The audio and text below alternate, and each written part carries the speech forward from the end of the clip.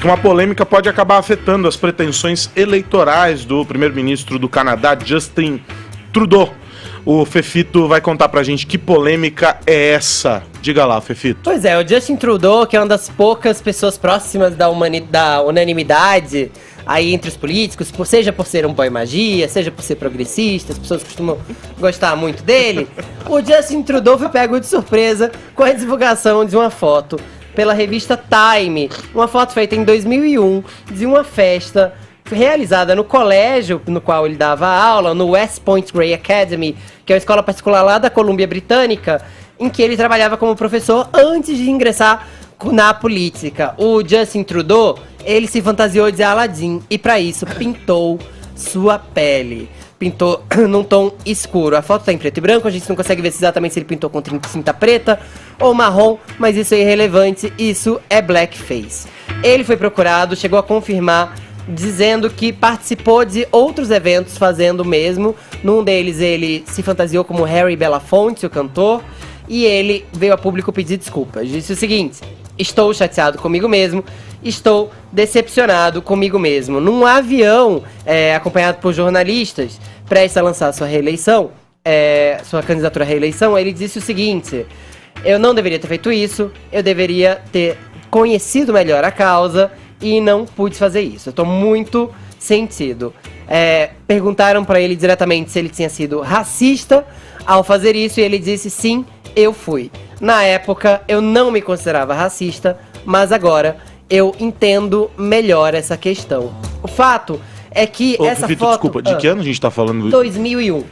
O fato é que essa foto foi divulgada agora, prestes às eleições do Canadá para primeiro-ministro, de novo, ali as eleições legislativas acontecerem. E ele, de fato, era um dos favoritos ao cargo. Agora, isso vai prejudicar um pouco ele, é um escândalo de racismo. A gente tem também que entender que determinadas questões, e longe de mim passar pano para isso, porque blackface é algo horrendo de ser feito, mas determinadas questões não eram discutidas como em 2001, como são discutidas hoje. Não havia uma censura a pessoas que fizessem isso. Não estou falando uma censura governamental. Basicamente uma reprimenda, alguém dizendo, pega mal. Militância. Isso. A militância negra não alertava para tanto. E se alertava, não era ouvida também. Tem essa questão importante de ser levada em consideração. O fato é que hoje blackface é algo considerado impensável. Peças de teatro em São Paulo já foram refeitas sem usar esse recurso, que era um recurso usado antigamente, especialmente para não permitir que negros subissem ao palco, então brancos tinham que usar isso. A gente tem casos emblemáticos no cinema, como é o filme ultra racista, The Birth of a Nation, que botava brancos vestidos de negros e fazendo macaquices, literalmente caricaturas, né? Sempre fazendo uma pantomima bizarra, como se eles fossem sempre estupradores, bandidos e etc. Um filme lamentável que entrou para a história do cinema e chegou a ser recomendado pelo presidente dos Estados Unidos, para vocês terem noção. Era bizarro isso.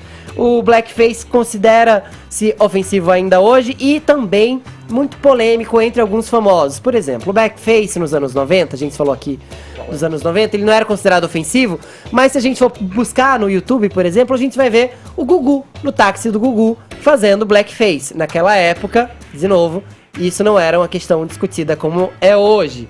A gente vê, por exemplo, no Show dos Famosos, do Domingão do Faustão, que alguns cantores chegaram a fazer também blackface para interpretar cantores negros. E aí houve uma discussão, se nesse caso era paródia, ou se era caricatura, uma homenagem ou não. Virou uma outra discussão. A gente tem, por exemplo, o Paulo Gustavo, que também já entrou no alvo de uma polêmica do blackface quando fazia sua personagem Ivonete, que era uma mulata que vivia sambando, um personagem ultra popular, mas que tinha a pele pintada de marrom. Até mesmo famosos que fizeram campanha contra o racismo pintando o rosto com tinta negra, como o Michel Teló e o Mariano, da dupla Munhoz e Mariano, também entraram na mira da militância nesse caso.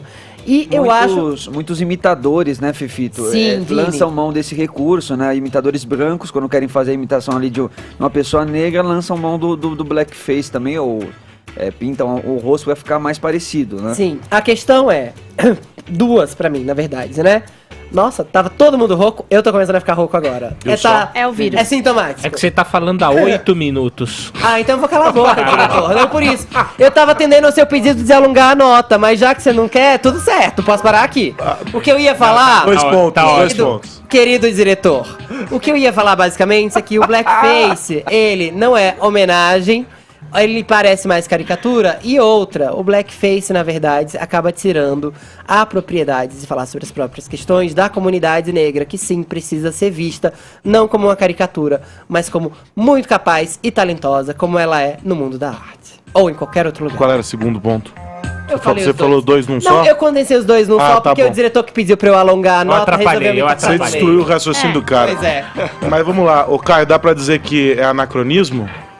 Eu acho que dá para ir mais além, né? É importante lembrar que o Justin Trudeau, né, ele é um personagem fabricado da política, né? Na verdade, ele é o mais próximo que o Canadá tem de uma oligarquia, ele é filho, inclusive, de primeiro-ministro, ele era um playboy, né? Aliás, como, de certa forma, fica evidenciado aí nessa foto, e ele se tornou aí o ícone máximo, né? Não só do progressismo, mas também do bom mocismo e do politicamente correto.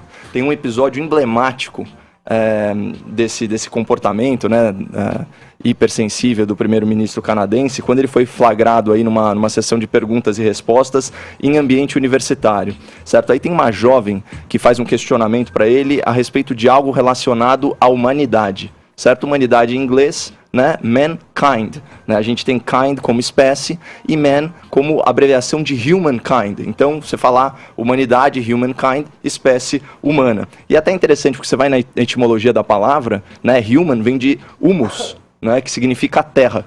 Então, a coisa terrena em oposição à coisa divina, né, por assim dizer. Bom, quando o primeiro-ministro vai responder essa pergunta sobre mankind, sobre humanidade, ele diz o seguinte: "We prefer to call it peoplekind", ou seja, nós preferimos falar em espécie de pessoas. Aí fala, nossa, que loucura, né? Por que o cara tá mudando o vernáculo, né? Por que ele está criando essa palavra, esse neologismo? Pelo seguinte, porque a palavra man também significa homem, Reginaldo, veja só. E a humanidade, ela não é só formada por homens, ela é formada, veja só, por homens e mulheres, né? Então, mankind poderia ofender a sensibilidade das mulheres. E esse é o conceito trabalhado pela ótica completamente deturpada, né, do politicamente correto, do que é uma microagressão. E isso legitima a hipersensibilidade das pessoas, especialmente dessa geração que está frágil, que está deprimida, né, que não consegue sequer se autoafirmar porque se vitimiza com bobagens desse tipo. Imagina a irresponsabilidade que é, né, para um primeiro-ministro de uma nação desenvolvida comparar uma questão séria como racismo, né, com o ato de você se fantasiar de outra etnia, de você, de repente, fazer cross-dressing, né, o homem que se veste de mulher, isso é tão comum, né, no carnaval, mulher que se veste de homem, né, me lembrou muito aquela matéria totalmente inoportuna do site caça-clique, progressista também, obviamente, Catraca Livre, que se propôs a fazer um manual, né, das fantasias que poderiam ou não ser utilizadas. Olha, não se vista de índio, não faça isso, não faça aquilo. Isso é uma tremenda bobagem, né? Isso é sintomático de um mundo doente, né, que está aí preso pelas amarras do politicamente correto e que cada vez mais restringe a sua liberdade de expressão. É importante pontuar que o ambiente acadêmico canadense ele se tornou extremamente tóxico, com patrulha ideológica. Existe um negócio no Canadá chamado de compelled speech, que é o quê? Discurso obrigatório. Então são leis, portanto, o poder do Estado determinando como as pessoas devem se endereçar às outras. Porque há locais no Canadá em que são admitidos, além do gênero masculino e feminino, outras dezenas de gênero. E a pessoa é obrigada a chamar a outra da forma como ela gostaria de ser chamada. O que seria uma questão, no máximo, de polidez e de convivência social, mas que está sendo levado aí à enésima potência e se torna lei. Foi isso que deu projeção ao Dr. Jordan Peterson, né, que é psicólogo, é canadense, é professor universitário, não só de Harvard, mas também da Universidade de Toronto, que se recusou, né, a capitular a essa ditadura do politicamente correto. E é muito interessante observar que o Jordan Peterson chama o Justin Trudeau de man-child, que seria alguma coisa equivalente aí a um eterno adolescente, que é exatamente o que ele é. A gente sempre fala aqui de pedidos de desculpas mal feitos. Eu acho que na desculpa que dá o Trudeau, ele é muito coerente com o que ele pensa. Eu entendo que o Caio acha isso uma grande besteira, mas na linha do que pensa o Trudeau, realmente foi um erro e talvez para ele até uma mancha aí na trajetória dele. E eu entendo que isso possa prejudicar ele de fato aí nas eleições. Como da mesma forma, se ele fosse um político conservador e fosse pego num caso de traição ou alguma coisa desse tipo, acho que prejudicaria da mesma forma. No caso dele, é um político, precisa oferecer essa desculpa e tem de manter essa coerência. Só que mas eu tem queria gente só que não voltar. sabe pedir desculpa exatamente, sabe? Que falaria, mas puxa, não, ele se responsabilizou até falando, era ignorante em não procurar saber mais sobre isso e errei. Muitos têm outras desculpinhas esfarrapadas, né? Enfim. Eu acho que o Justin Trudeau, vou mal comparar agora, o Justin Trudeau é o Felipe Neto do Canadá. Ele é a prova de que a gente melhora com o tempo. Isso é bom ou é ruim? Ele é a prova de que a gente melhora com o tempo. E, sinceramente, que bom que ele está aberto às sensibilidades dos outros. E pensando em homens e mulheres, e negros e brancos. Porque a gente só vai pra frente quando a gente se alia a pessoas em situações de opressão. Agora, o que define o racismo no caso desse? Porque você citou aqui vários casos de atores, né, músicos e etc. E eu me lembro, da última vez em que estive aqui com vocês, nós falávamos de um episódio de uma cantora que foi impedida de fazer, de uma atriz foi impedida de interpretar alguém, eu não vou me lembrar o caso exatamente, mas porque ela não era negra o suficiente, ou algo do gênero, não sei se me recordem o caso. Sobre isso, né? aqui. E aí, o que a gente tá falando? É sobre a intenção, ou seja, ele estava fantasiado ali porque era um contexto de uma festa, todos estão, aliás, aparentemente, a moça ali e tal, né? É uma festa e tudo mais. E aí tem o ator que vai interpretar um papel, ou o comediante, etc. Eu queria jogar para vocês aqui. Mas aí... O que define a intenção nesse caso para que você considere o racismo? É a questão da herança de como isso começou a ser usado. Acho que o Fefito contextualizou bastante aqui para mostrar que inicialmente, quando isso começou a ser feito, era para ridicularizar, satirizar. Claro. Eu não vejo nesse gesto do Trudeau, por exemplo, algo parecido com isso. Não. Eu não vejo. A gente não vê, mesmo porque Quando a gente não é negro e a gente também não é de outra etnia. Então é uma coisa sempre sensível, é isso que eu tô querendo dizer. Eu nem tô dizendo que ele é, mas é alguma coisa que um ator, incomoda. Porque o blackface vem, né, dos atores que colocavam carvão no rosto ali pra fazer uma ridicularização da pessoa negra. E dentro de um contexto de décadas atrás, exatamente. Né? A gente tá falando de um... isso e uma pessoa se caracterizar pra ficar parecido, pra prestar uma homenagem, pra fazer uma imitação, eu acho que é bem diferente. Vini, eu acho que tem uma questão que eu acho que cabe em debates, mas eu acho que pode ser resumida em uma frase. Negro não é fantasia. Negro não é fantasia. Você quer se vestir de Aladdin? Usa as roupas do Aladdin. Se contextualiza do seu jeito, assim. Mas uma etnia, ela não é fantasia. Aliás, uma etnia tem que ser respeitada, até porque se a gente acha que é normal alguém sair pintando a pele de negro, a gente não vai saber exatamente distinguir, a partir de uma foto, qual é a intenção das pessoas. E normalmente a intenção de quem pinta a pele de negro é ridicularizar. Você pode ver qualquer humorista que tenta imitar negro, o faz com certa dose de humilhação para a comunidade. Mas aí vamos combinar É sempre a mulata calipija, e tô usando o termo mulata porque é assim que essas personagens costumam ser descritas, importante deixar bem claro. É sempre o negro que é o malandro, meio bêbado.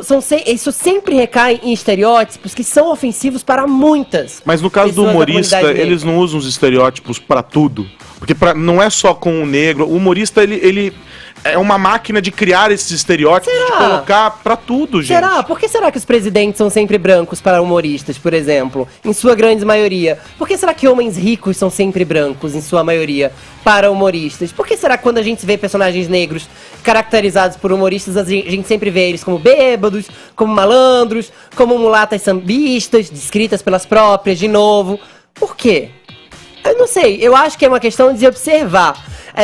De novo, A gente está aqui falando uma bancada formada por nenhum Claro, integrante uma posição negro. confortável. Então, claro que a gente está aqui, eu pelo menos estou tentando demonstrar o mínimo ou o máximo de empatia que eu posso ter pela causa. E contem comigo como um aliado. Agora, não acho que é normal a gente achar que ser negro é fantasia. Aliás, pra mim, nem índio é fantasia.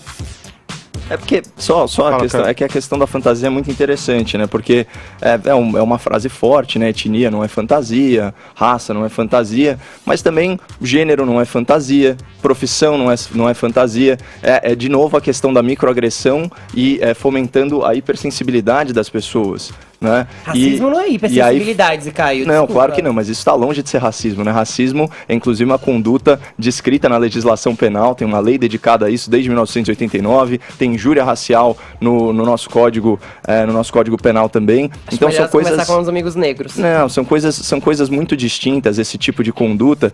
E aqui, só para retomar de novo, esse grande pensador, né, que é o Jordan Peterson, que tem um livro maravilhoso que se chama 12 Regras para a Vida, um antídoto para o caos, em que ele associa muito a questão de felicidade pessoal com o conceito de responsabilidade, né, pela própria vida. Ele diz o seguinte: para a gente poder pensar, a gente tem que arriscar ser ofensivo, e aqui ofensivo no sentido anglo-saxão da palavra, né, provocativo, né? Senão a gente vai ficar sempre na superfície, a gente não vai conseguir cavar mais fundo e a gente não vai alcançar a verdade dos fatos.